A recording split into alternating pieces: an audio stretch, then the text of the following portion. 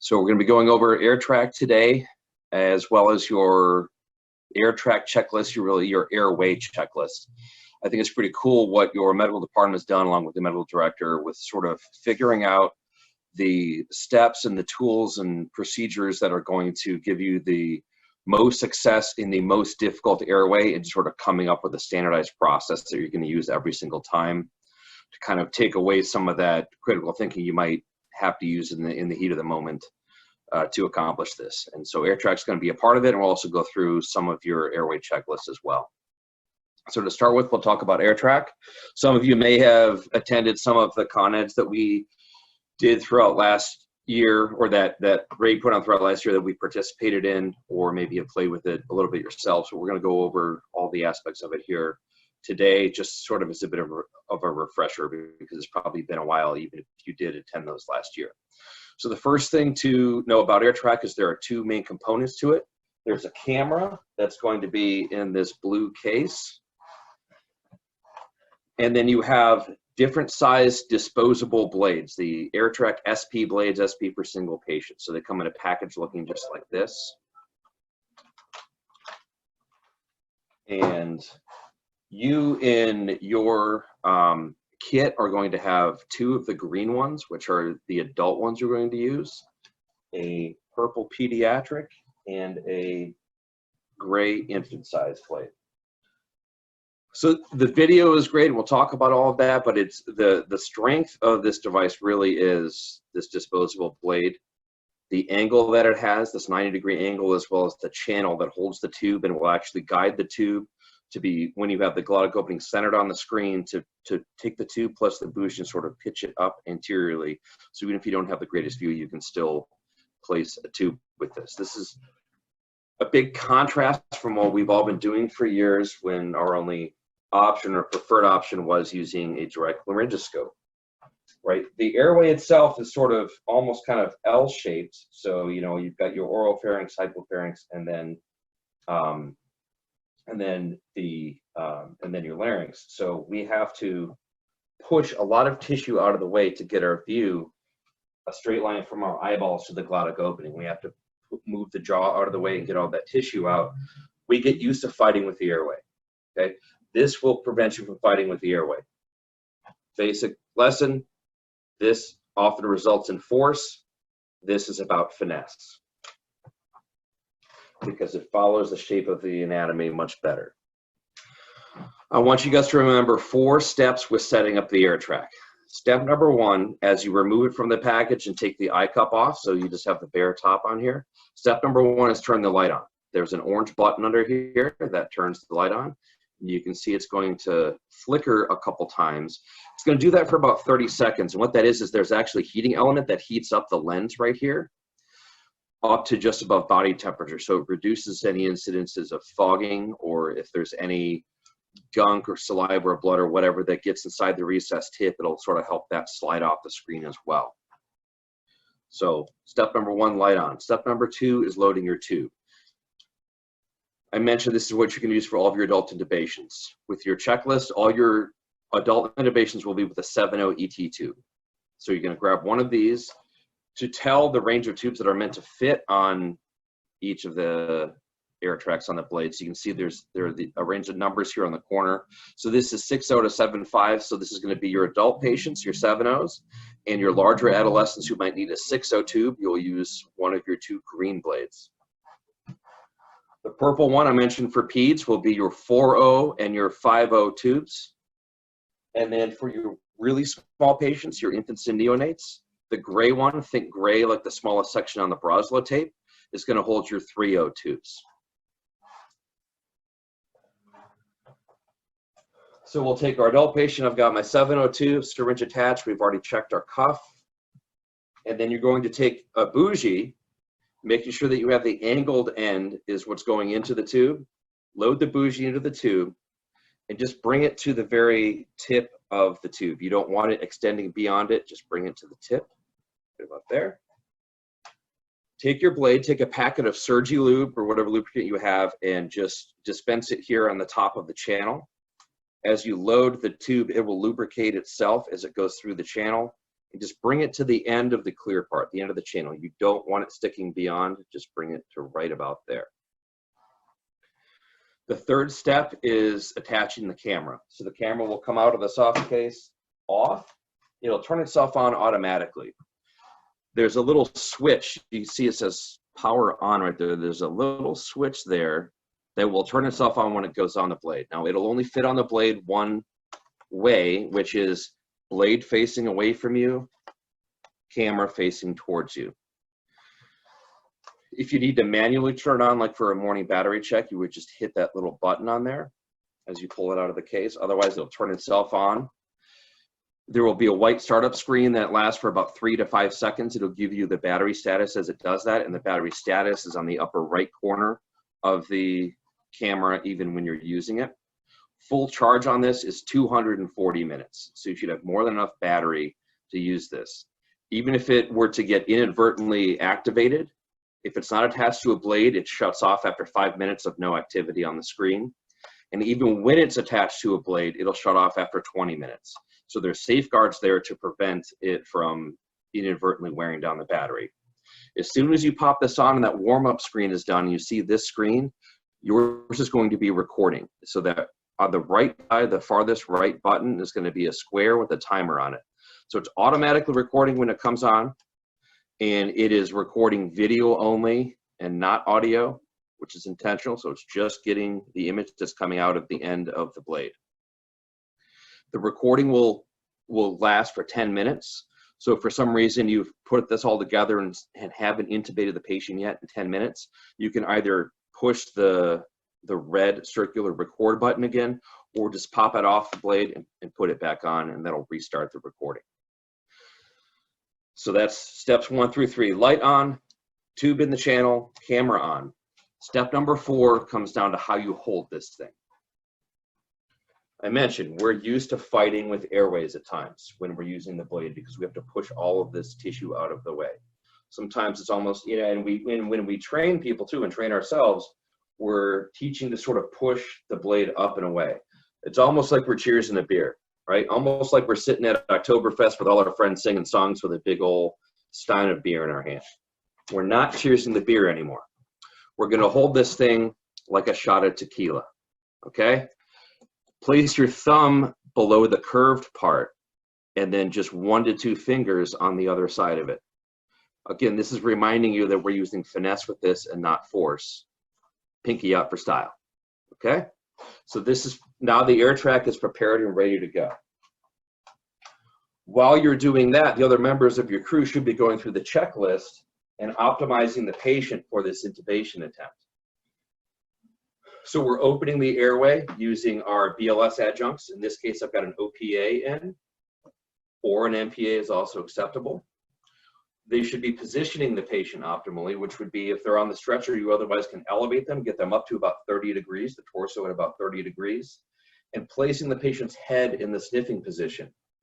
So that airway that's sort of almost kind of L-shaped, almost becoming a U, by elevating the head anteriorly, bringing it forward, we're flattening that out a little bit. So our goal is to get the earlobe above the sternal notch, bringing the head straight up. We're also going to make some efforts to pre-oxygenate the patient. So you can see I have the nasal cannula on right here.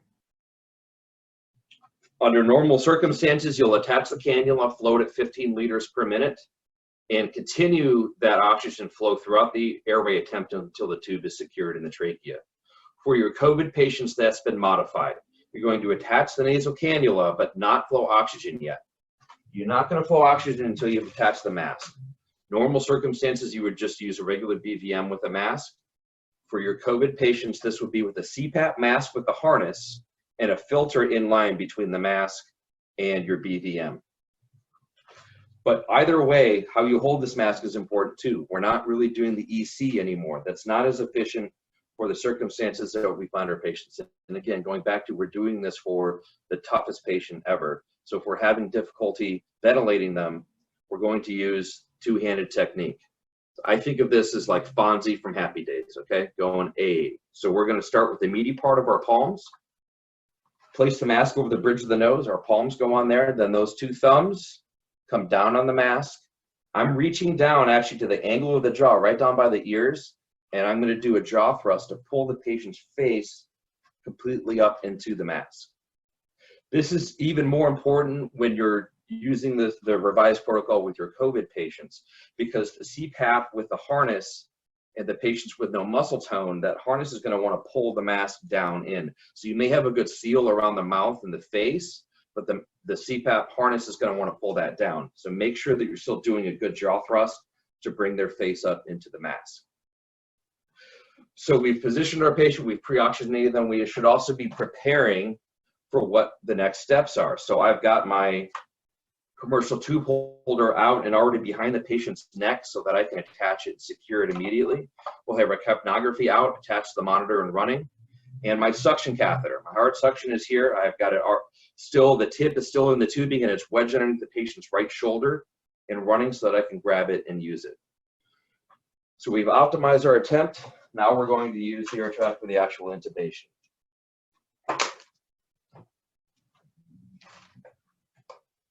Okay, you guys should be able to see on my screen here what I'm seeing on the screen on the Airtraq. Just like how this moves through the airway in a gentler manner and doesn't displace tissue, unlike the direct laryngoscope, you also don't need to sweep the tongue like we're used to doing with the direct laryngoscope. This is just a midline insertion. So I'm going to remove the OPA. Every attempt gets preceded by a quick suction. Even if you don't see anything obviously in the airway, we're going to suction all the way down to the bottom of the oropharynx to remove any saliva or any other debris that might be down there to dry the airway out. So we scissor the tongue.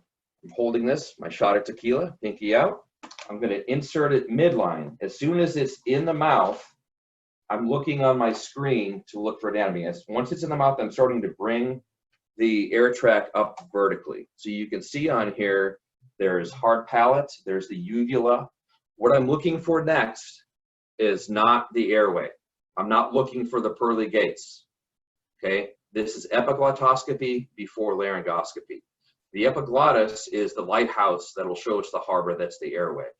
The Airtraq is meant to be used like a Mac blade. It's meant to go into the vallecula and indirectly lift the epiglottis. The way to guide myself to the epiglottis is by finding the tongue. You can see the tongue here on the top of the screen. The tongue is the channel that'll lead me down right there to the epiglottis.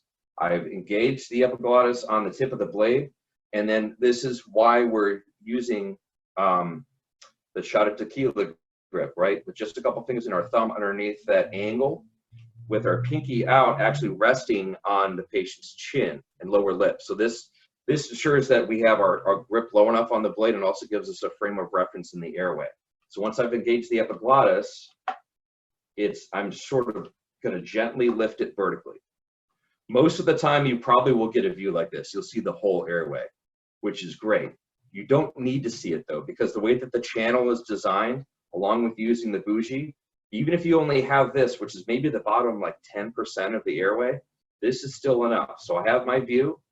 Now I pass my bougie, and you can see I can steer the bougie within the tube. I can put that tip wherever I want it to go in the airway. Bougie's in, then I advance the tube along with it. Once I see the cuff go past the cords with the black line resting at the cords, now I'm going to reach my fingers around here and I'm going to anchor the tube, inflate the cuff, and then remove the bougie. So once I've verified the tube is still in place, then the tube is going to come out of the channel. I pull it forward around the tab and then anchor it against the right upper incisors. And the Airtraq comes out the exact same mechanism that it came in. The blade can be detached. This is disposable. Throw this away. Please don't throw this away. People will get mad at you if you do that. I don't want you to worry about trying to turn off the camera after you've used it. Okay, you've got plenty of other things to worry about with managing this patient. Just detach the blade, throw it away, set the camera down somewhere where it's safe. Like I said, it'll turn off in 5 minutes. Even if you just pull all this out and set it aside, it'll shut off in 20 minutes. So you don't have to worry about running the battery down. If the camera gets dirty, just wipe it down like you would your monitor or all the surfaces in your vehicle. Don't run it underwater, don't submerge it. There's the silicone case that covers the camera itself that can be removed if you need to clean the camera body. But again, just use wipes with it. As far as getting the data off, once you've made the recording, Ray's going to show you a video at the end of this as far as how you're going to do it on your actual, on your documentation software. Let's see, we got something on the chat. Okay. But the way that's accomplished is it's hardwired. So there's a micro USB, you can kind of see a little bit of it. There's a micro USB attachment that's right there. That's how it's charged, and that's how data is transferred between the camera and the computer. It comes with a high-speed data cable, and my understanding is you guys already have some micro USB cables that you use on the truck, so you can use those as well. But that's how we get data off and charging to it. When you're using this with a pediatric patient, so when you're using the purple or the gray blades, the bright white LED light in a small airway like with the kid, especially with the secretions that will come with pediatrics, can really wash out the screen, which you can kind of see on here, how everything is just sort of whited out. So that doesn't mean you just died and went to heaven. We're going to stay away from the white light. You can see there's a blinking button on here. So that's a purple button, purple for peds. The camera should detect if you have it on a purple or gray blade and you have engaged pediatric mode. It's telling you to change the mode, and I'm going to show you what that does. So you see how washed out everything is on the screen here. If I start pediatric mode, it dims the lights and it zooms in the view so that we can get into that smaller airway.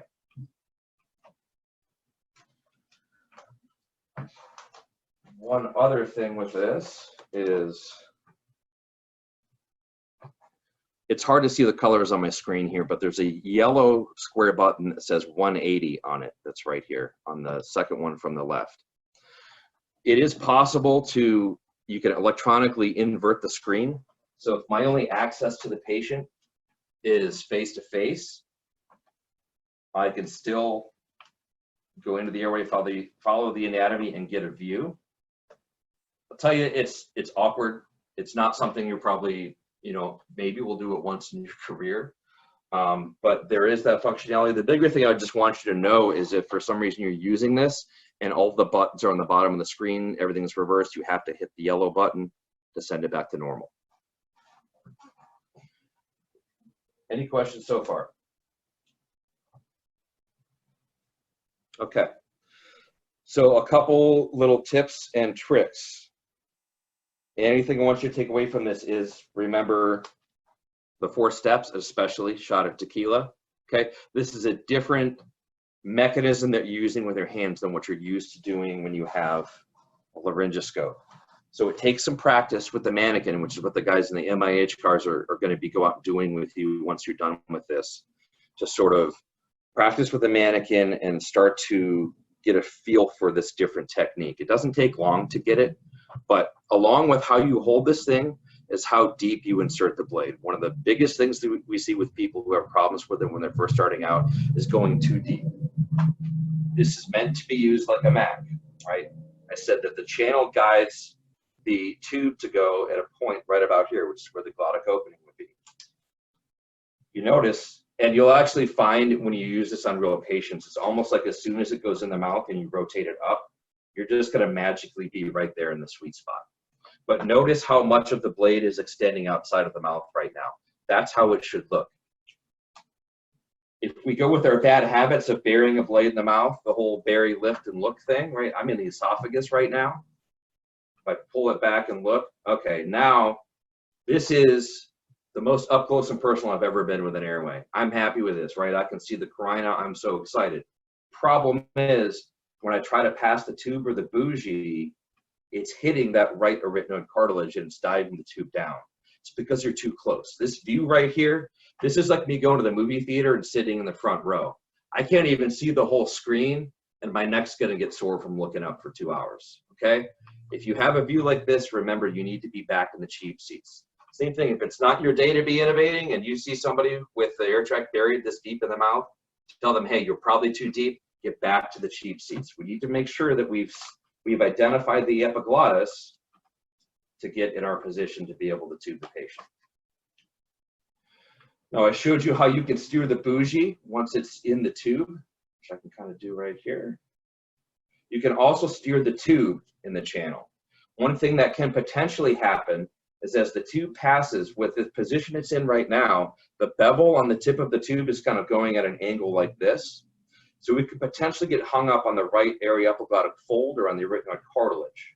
If that's what's happening, it's getting hung up, take the tube, turn it to the left. So I'm turning it counterclockwise and rotating it around that bougie. So the angle is no longer going like this, but it's actually rolling up and sliding up and over any obstruction that's there. Any questions so far? Doesn't look like it. Cool. Okay. So one last thing that I want you all to do when the MIH cars come out to you, in addition to getting used to holding it and staying shallow with the Airtraq, is just using the Airtraq doesn't occur in a vacuum, right? This is part of this whole process that you're using with your checklist. This is also part of sort of forming a new muscle memory for you. So I want you to practice the whole process, not just visualizing passing bougie and tube. You should be able to do this in about 30 seconds, should be very comfortable for you. So once you've mastered holding the Airtraq, I want you to practice this procedure and be able to do it in 30 seconds or so. Not a race, I'm not telling you to rush, but this is how you start to build that memory for what your hands are going to be doing. So when it's 3 or 4 in the morning and your mind isn't quite fully running up to speed yet and you've got this super sick patient in front of you, your hands will just do the work because you've practiced it a whole bunch, right? We should train like we fight. This isn't something you'll be doing with a whole lot of frequency. So the more that you can get your hands used to doing it, the better it will be for you. All right, so we're going to start. We're going to remove the OPA, suction the mouth, suction that out, scissor the teeth, go in with the midline. There's my lighthouse. There's safe harbor. Bougie gets passed, tube gets passed, anchor the tube, inflate the cuff. Bougie comes out, tube comes out. That was 21 seconds, okay? So practice that technique when you have a hands-on chance, and you guys should be set up pretty good for success. Pipe in with any questions. And Ray or Jeff, if I forgot something, let me know. All good, Bri. Yeah, can't think of anything. Cool. Hey, it doesn't look like there's any questions, so I will jump into the video. So this video that I'm going to